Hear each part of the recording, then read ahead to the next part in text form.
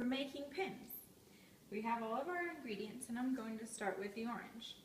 What I like to do to get a nice slice is slice it right down the middle, and then I like to have it moderately thin. That's about how thick I like my orange slice. We're going to try and keep it even all the way through. With that done, what I do is push it down to the bottom of the glass. And it's okay if it doesn't lie flat because it makes a pretty little design in the bottom, which is nice to look at when you're drinking Pims. So, for however many glasses of Pims you're making, make that many slices of orange. With the other ingredients, you can have multiples, but because the orange slices are so thick and so much, you only really need one slice of orange per glass. Can you cut them in quarters and just lay them in there, or float them in there?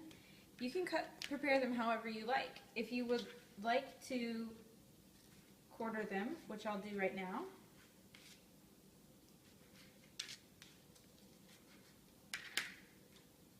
you can do that.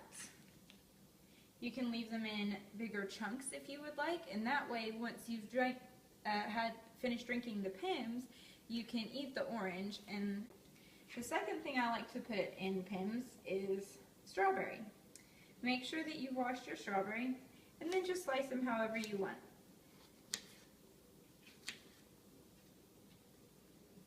Make sure you leave the leafy bit of the strawberry behind because you don't want that in your drink.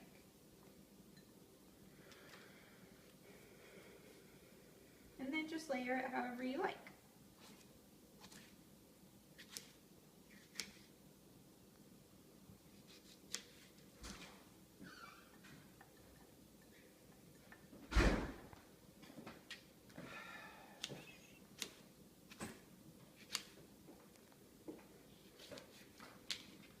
Okay, the next thing we need to add is cucumber.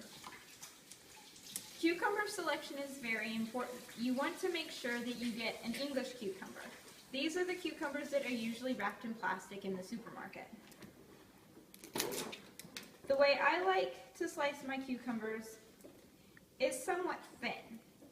You don't want it too thick, but you want enough of a crunch to eat once you finish drinking your Pims.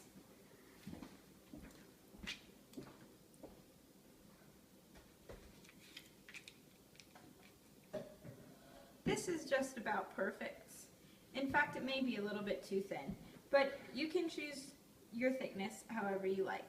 It's up to you. You're going to be the one drinking and enjoying the Pims. And again, how many cucumbers you... An important aspect of Pims is fresh mint. You want to make sure that you are using fresh mint from your supermarket. You just peel it off. You can leave it as a whole leaf. You can break up the leaves smaller. Again, it's however you want to do it. I like to place one whole leaf on the top. Okay, this is all of the fruit aspect of Pims. The next thing you want to do is give each glass a couple pieces of ice.